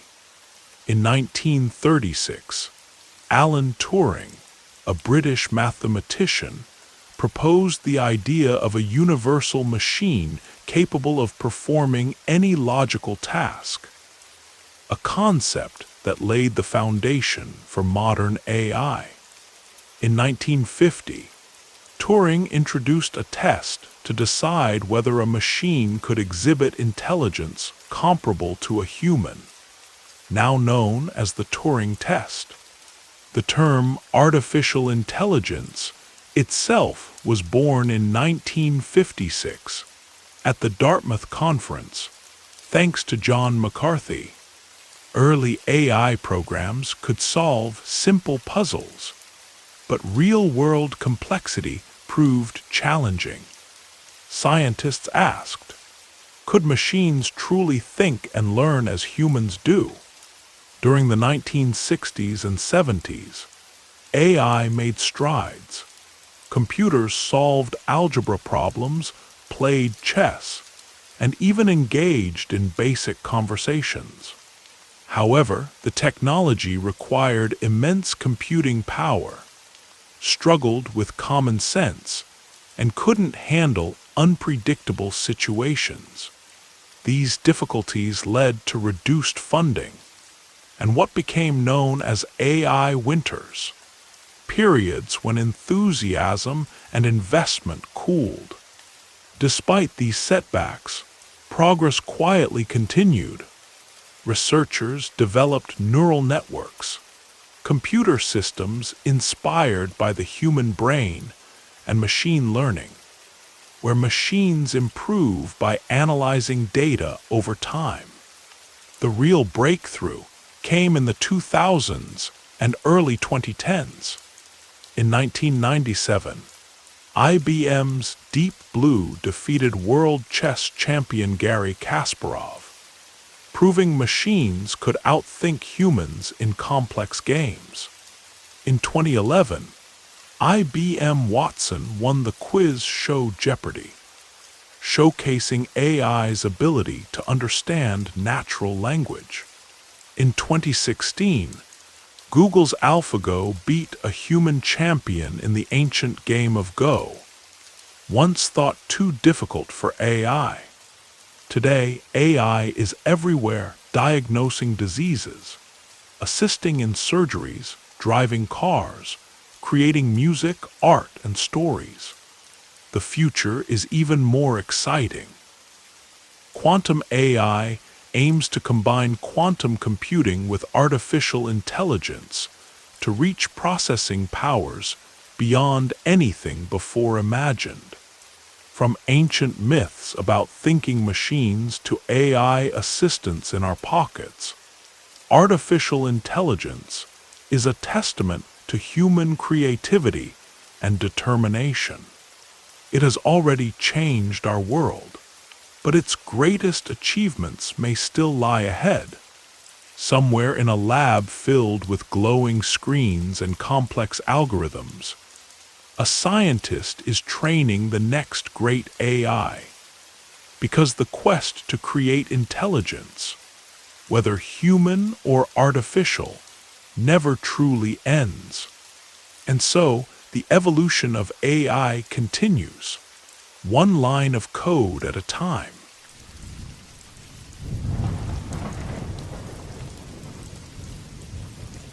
A boy stood alone in a wide-open field, eyes fixed on the graceful birds soaring high above. He spread his arms wide, letting the wind brush past him, and wondered how incredible it must feel to glide effortlessly through the sky like them. Little did he know that one day, humans would create incredible machines to conquer the skies and bring the world closer together. The story of Airplanes is a tale of daring dreams, relentless innovation, and an unstoppable desire to fly. For thousands of years, people dreamed of flight. Ancient civilizations told stories of winged creatures. And in Greek mythology, the tale of Icarus and Daedalus spoke both of the wonder and the danger of reaching too close to the sun. around the 9th century. An inventor from Andalusia named Abbas ibn Firnas tried to soar using a device with wings. Then, in the 15th century, Leonardo da Vinci sketched designs for flying machines inspired by birds, including the ornithopter, a device meant to flap wings just like nature. Yet, despite these early efforts, humans remained firmly on the ground until science finally unlocked the secrets of the air. The true breakthrough came in the early 20th century when two American brothers, Orville and Wilbur Wright, transformed childhood fascination into reality. Although gliders had been flown before, the missing piece was an engine light enough and strong enough to power a sustained flight. Working in their bicycle shop in Dayton, Ohio, the Wright brothers, with help from their mechanic Charlie Taylor, built a custom gasoline engine, made mostly of aluminum to keep it light. This engine had 4 cylinders and produced about 12 horsepower, just enough to lift their plane off the earth. On a cold December morning in 1903, at Kitty Hawk, North Carolina, the Wright Flyer took off. It flew for just 12 seconds and covered 120 feet. Though brief, this first powered, controlled flight proved that humans could indeed conquer the sky. Their invention combined a lightweight engine, wings shaped for smooth air travel, and a 3-axis control system that allowed the pilot to steer and balance, all of which laid the foundation for modern aviation. After the Wright brothers' success, aviation grew quickly. During the First World War, from 1914 to 1918, airplanes were used in battle as fighters and bombers, forever changing the nature of warfare. Then, in 1927, Charles Lindbergh made history by completing the first solo nonstop flight across the Atlantic Ocean. Flying from New York to Paris in his plane, the Spirit of St. Louis. The 1930s and 40s saw planes become bigger, faster, and more reliable. Companies like Boeing and Douglas brought air travel to the public, turning it into an everyday reality. A major revolution happened with the jet engine. In 1929, British engineer Frank Whittle developed the first turbojet engine, discovering that jet propulsion could be far more powerful than traditional propellers. By 1939, the first jet-powered aircraft flew in Germany, showing the future of speed and power. In 1947, Chuck Yeager became the first pilot to break the sound barrier, flying faster than the speed of sound in a rocket-powered plane called the Bell X-1. The jet age officially began in 1958 when Boeing introduced the 707, making international travel quicker and more affordable than ever. In 1969, the Concorde supersonic passenger jet amazed the world by flying at more than twice the speed of sound, shrinking long flights to just a few hours. By the late 20th century, airplanes had changed the world, connecting continents, boosting economies, and shrinking the planet. Today, aviation continues to evolve. New electric and hydrogen-powered planes promise cleaner, greener air travel. Autonomous aircraft guided by artificial intelligence could soon transform the skies again. Space tourism and hypersonic jets might allow people to travel anywhere on Earth within hours. From fragile wooden wings to roaring supersonic jets, the dream of flight has shaped human history in powerful ways. What was once pure fantasy is now a daily miracle, bringing people, cultures, and dreams together. And somewhere right now, in a hangar or a quiet research lab, an engineer is building the next incredible flying machine. Because for humanity, the sky will never be the limit. And so the journey of flight continues, one takeoff at a time.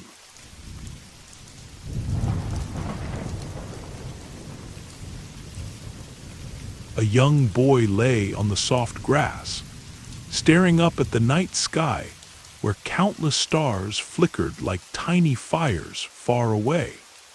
He wondered what it would feel like to reach out and touch those distant lights, to travel beyond the blue sky and into the endless darkness above. Little did he know that one day, rockets would break free from Earth's hold, carrying humans far beyond the clouds and into the great unknown. The story of rockets is one filled with bold dreams, scientific breakthroughs, and unstoppable ambition. From the simple fireworks of ancient times to the colossal Saturn V that took astronauts to the moon. This journey is one of humanity's most remarkable achievements.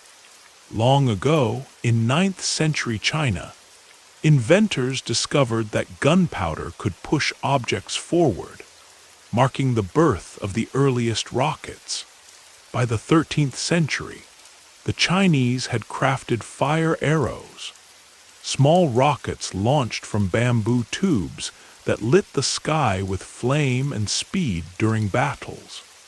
This knowledge slowly spread, reaching the Mongols, Arabs, and Europeans, who began experimenting with their own versions.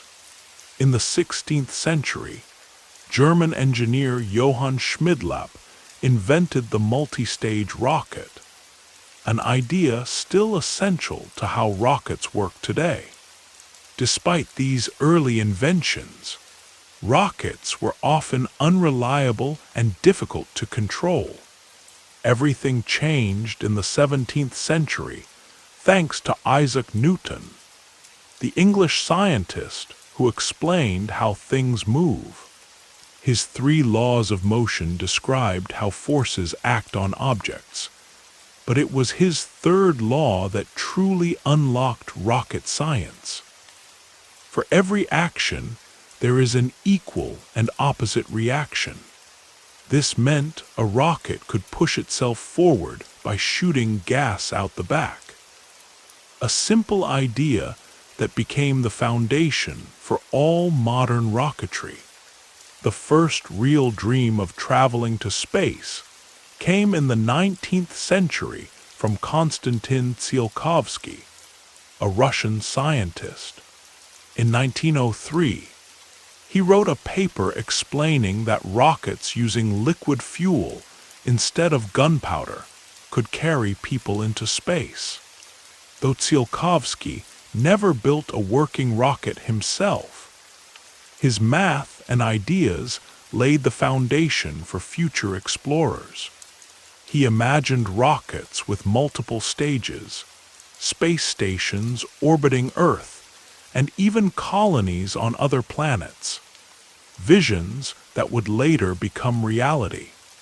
In 1926, American physicist Robert H. Goddard launched the first liquid-fueled rocket. Unlike solid-fuel rockets, liquid fuels allowed rockets to burn more efficiently and be controlled better.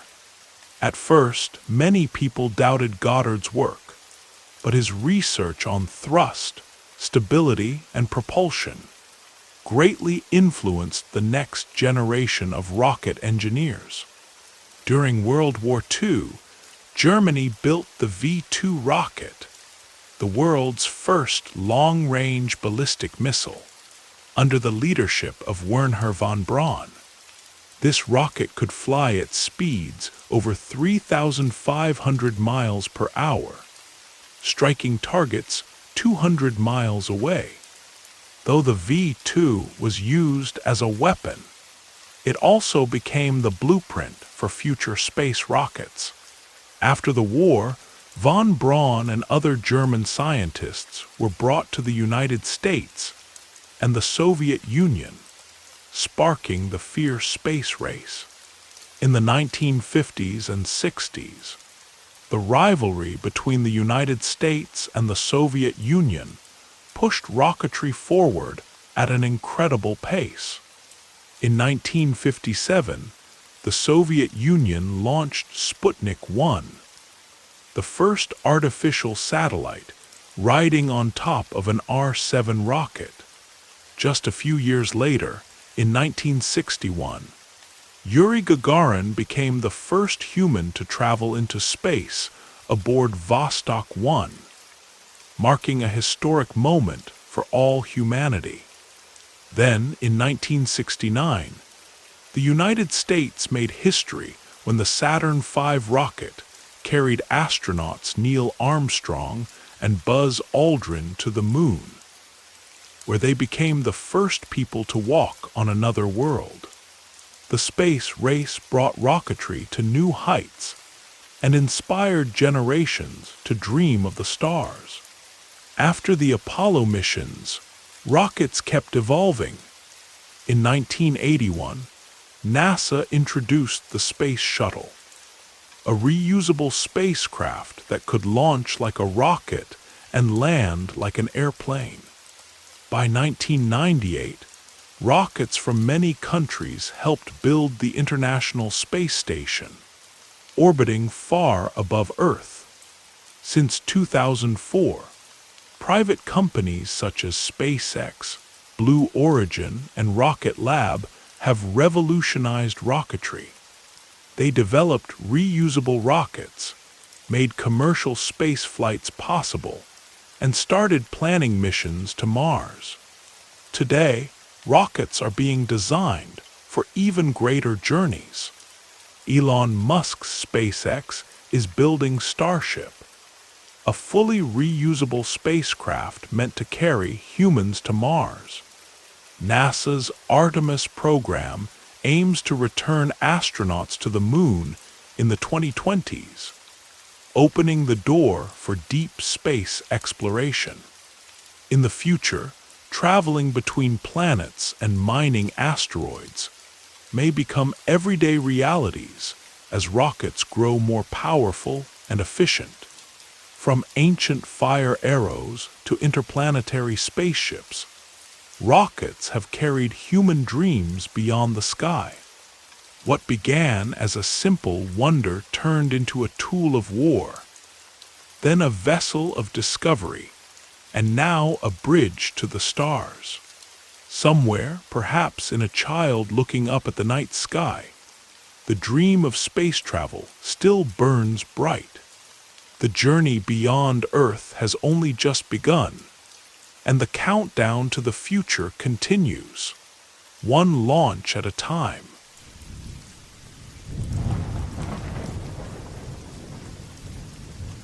A group of scientists gathered around a control panel, their eyes glued to the countdown timer. Outside, a massive rocket stood tall against the pale light of dawn, carrying a small metallic sphere with antennas stretching out like tiny arms. The numbers ticked down, 10, 9, 8, and then the engines roared to life. With a sudden burst of fire and smoke, the rocket lifted off, carrying humanity's very first artificial satellite beyond the hold of Earth's gravity.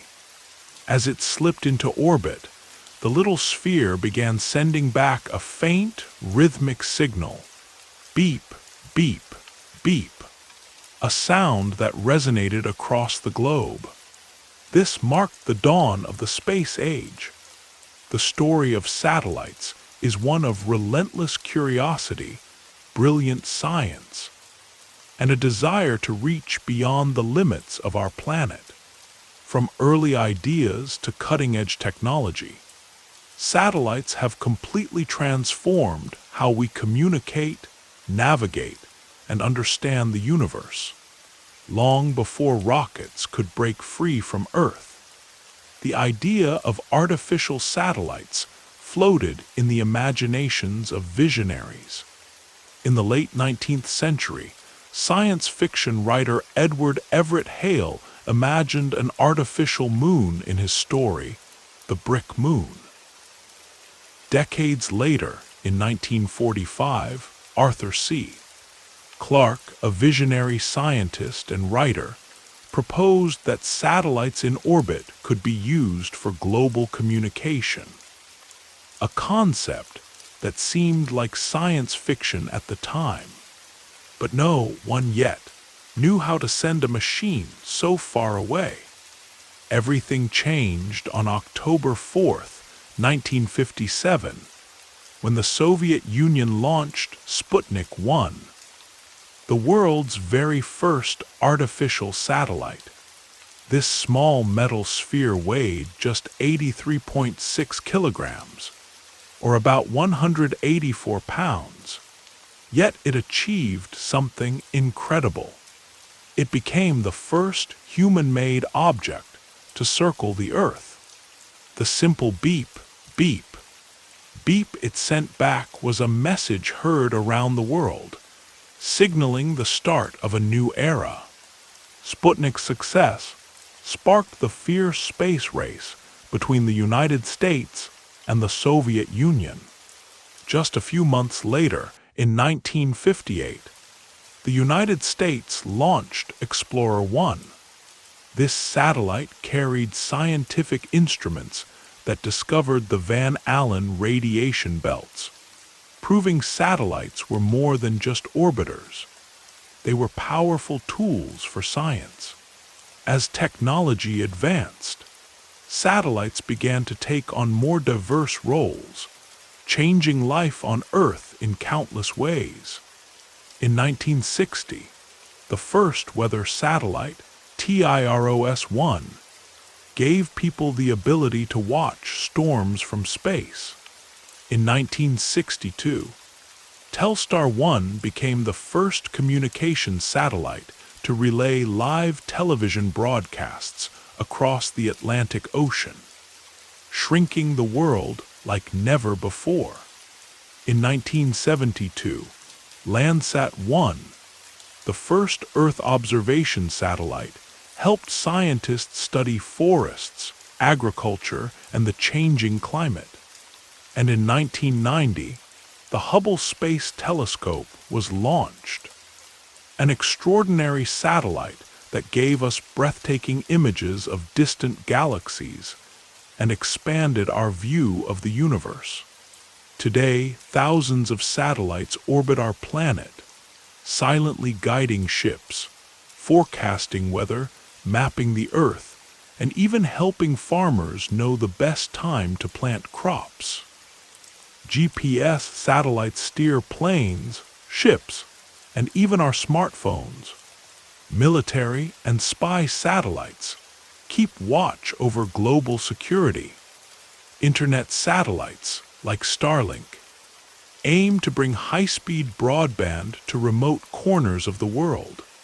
Space probes, acting as distant satellites, explore planets like Mars and Jupiter, pushing the boundaries of our knowledge.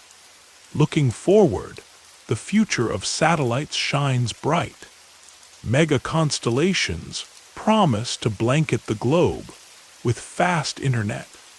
Interplanetary satellites will support missions to the Moon, Mars, and beyond.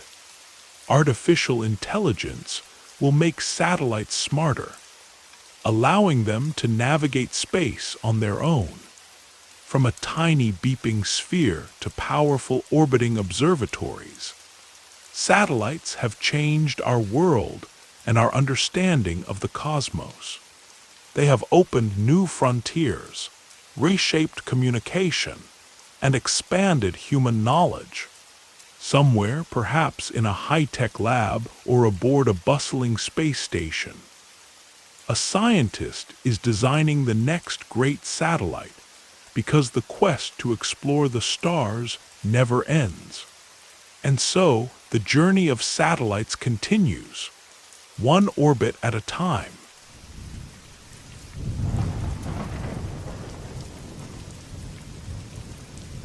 In the heart of the cosmos, where ancient stars fused atoms and released tremendous energy for billions of years, humanity finally uncovered one of the universe's greatest secrets here on Earth.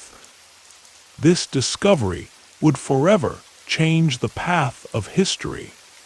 The story of nuclear fission is filled with moments of revelation, intense debate, and profound transformation. From its unexpected discovery in a laboratory to its dramatic role in both war and peace, splitting the atom has shaped the modern world in ways both powerful and complicated. For centuries, thinkers pondered the nature of matter. Ancient Greek philosophers imagined that everything was made of tiny, indivisible particles called atoms. But it wasn't until the late 19th and early 20th centuries that scientists began to truly understand what atoms were. In 1896, Henry Becquerel discovered radioactivity, revealing that certain materials gave off invisible energy. Soon after, in 1898, Marie and Pierre Curie isolated the radioactive elements polonium and radium, advancing the study of atomic energy. By 1911, Ernest Rutherford had uncovered the atom's structure, showing a dense nucleus surrounded by orbiting electrons. Then, in 1932, James Chadwick found the neutron, an electrically neutral particle within the nucleus, a discovery crucial for what was to come. In 1938, German scientists Otto Hahn and Fritz Strassmann were experimenting with uranium, bombarding it with neutrons to observe how it behaved. Instead of absorbing the neutrons and becoming heavier elements, the uranium atoms unexpectedly split into two smaller atoms, releasing a huge amount of energy. At first, they didn't realize the importance of this finding. It was Lisa Meitner, an Austrian Jewish physicist who had fled Nazi Germany, who carefully studied the results.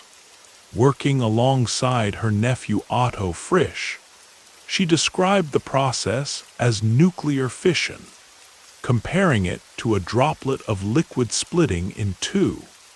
They calculated that the energy released by breaking a single uranium atom was millions of times greater than any chemical reaction. The implications were staggering. As World War II escalated, there was fear that Nazi Germany might build an atomic bomb first. In 1939, Albert Einstein and physicist Leo Szilard wrote a letter to President Franklin D.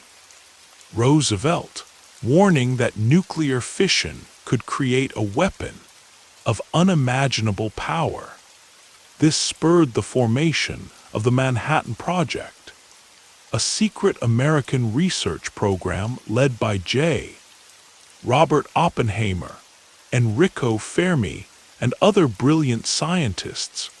These minds came together to unlock the power of the atom. On July 16, 1945, the first nuclear bomb was tested in New Mexico during the Trinity test. The explosion was unlike anything ever seen. A brilliant flash, a massive shockwave, and a towering mushroom cloud. The world had stepped into the nuclear age. Only weeks later, on August 6th and 9th, 1945, atomic bombs were dropped on the Japanese cities of Hiroshima and Nagasaki. The devastation was catastrophic, killing over 200,000 people through the blasts and radiation exposure. Days after, Japan surrendered, ending World War II. These bombings remain among history's most controversial moments. While they hastened the war's end, they also revealed the terrifying power of nuclear weapons. Humanity now held the ability to destroy itself. Yet nuclear fission also held hope, a promise of peaceful energy. Scientists worked to control the reaction to produce electricity. In 1942, Enrico Fermi built the first controlled nuclear reactor, called Chicago Pile 1, proving that fission could be safely sustained. By 1951, the first nuclear power plant began producing electricity in Idaho, USA. The Soviet Union followed in 1954, with the world's first commercial nuclear power station in Obninsk. Today, nuclear power supplies about 10% of the world's electricity, offering a low-carbon alternative to fossil fuels. Countries like France and Japan rely heavily on nuclear energy. Though debates about safety, waste disposal, and risk continue, scientists are now pushing beyond fission, exploring nuclear fusion, the process that powers the sun. Unlike fission, fusion combines atoms, releasing even greater energy without the hazardous radiation or waste. International projects like ITER, the International Thermonuclear Experimental Reactor, are working to make fusion a practical, unlimited, clean energy source.